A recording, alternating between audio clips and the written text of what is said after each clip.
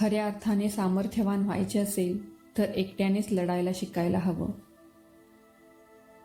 आयुष्य पूर्ण शून्य झालं तरी हार मानू नका, कारण त्या शून्यासमोर किती आकडे लिहायचे त्याची ताकदही तुमच्याकडेच आहे.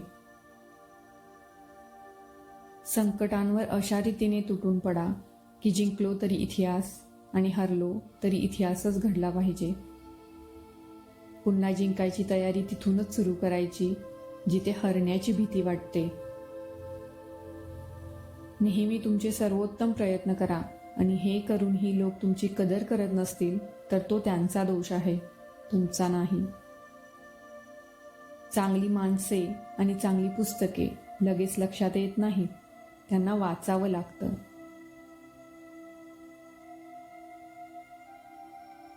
कधी कधी चांगले घडण्यासाठी तुम्हाला वाईट परिस्थितीतून जावेच लागते. सगळी दुःख दूर झाल्यावर मन प्रसन्न होईल हा भ्रम दूर करा. मन प्रसन्न करा म्हणजे सगळी दुःख आपोआप दूर होतील. दुःखाच्या रात्री झोप कोणालाच लागत नाही आणि सुखाच्या आनंदात कोणीही झोपत नाही. यालाच तर जीवन म्हणतात.